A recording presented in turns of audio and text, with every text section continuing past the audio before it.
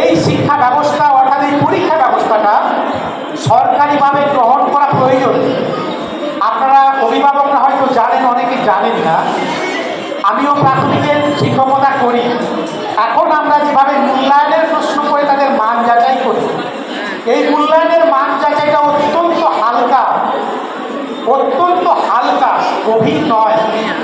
পূর্ণ বাক্যে উত্তর দেওয়া, 2-3 বাক্যে উত্তর দেওয়া ব্যবস্থা এই পরীক্ষা ব্যবস্থায় চালু করেছে যে একেবারেই ছাত্রছাত্রীদের বিষয় সম্পর্কে সম্যক ধারণা, সেই সম্যক ধারণা তার প্রতিফলন এই পরীক্ষার মধ্য দিয়ে তাকে দিতে হবে।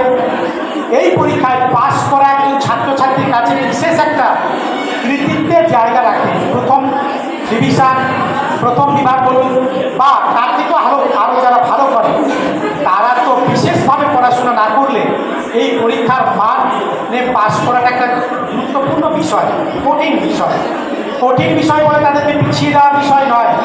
খেয়াল করবেন, এই পরীক্ষাটা কেবল একটা পরীক্ষা নয়। ম্যাথ ট্যালেন্ট, ভূগোল মঞ্চ, বিজ্ঞান মঞ্চ, এই ধরনের অনেক পরীক্ষা আছে।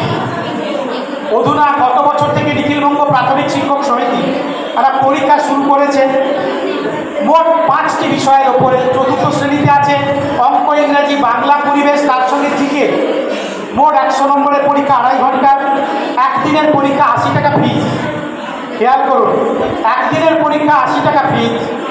আর প্রাথমিক শিক্ষা উন্নয়ন পর্ষদ 5 দিনের পরীক্ষা, প্রশ্নপত্র, উত্তরপত্র পৃথক।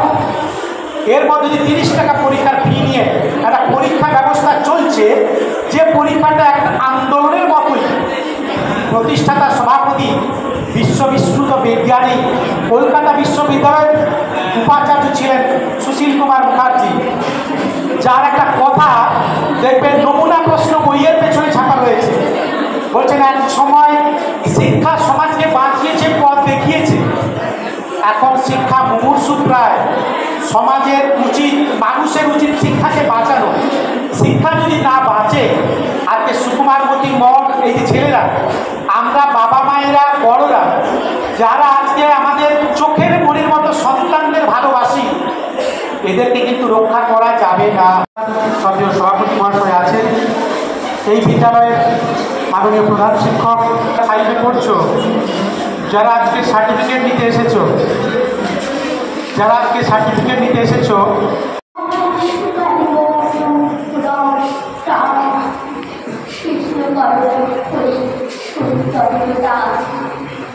যতবার পেতে চাই তুমি অভ্যাসী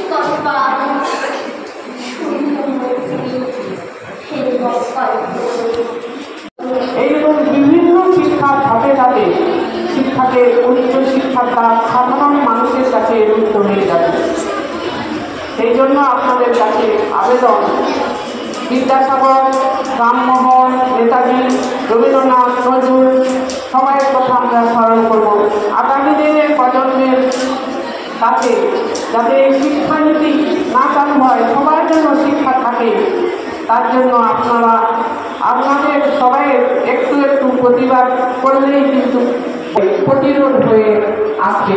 এই আলোচনা আপনাদের কাছে রেখে এবং সর্বশেষে সদ্য নরেন্দ্রনাথ নাইকে আমাদের অন্তর থেকে শ্রদ্ধা জানিয়ে আমি আমার সভা শেষ করলাম।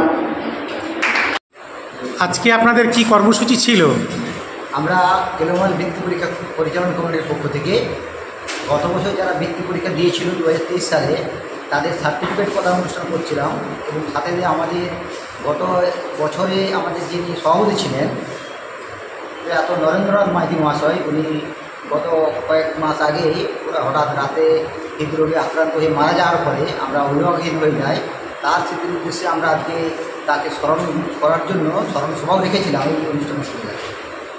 আমরা এখানে এলোমাল সন্তোষিনী হাই স্কুলে আমাদের উপস্থিত ছিলেন স্কুলের প্রধান শিক্ষক মহাশয়, উপস্থিত ছিলেন আমাদের বিশেষ অতিথি শিলা দাস এবং সতীশ সাউ মহাশয়, এবং বিস্তৃত আলোচনা হয়েছে।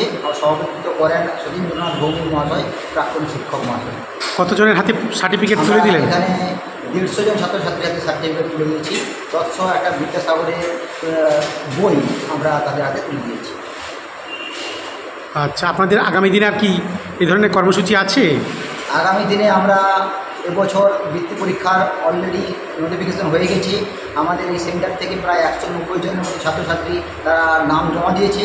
আমরা সেটা পরীক্ষার শিডিউল 30শে সেপ্টেম্বর সেই তারিখেই আমাদের আবার এখানে পরীক্ষা সেন্টারে হবে। আপনার পরিচয়? আমি নারায়ণ মান্না, এলমাল বৃত্তি পরীক্ষা পরিচালন কমিটির যুগ্ম সম্পাদক।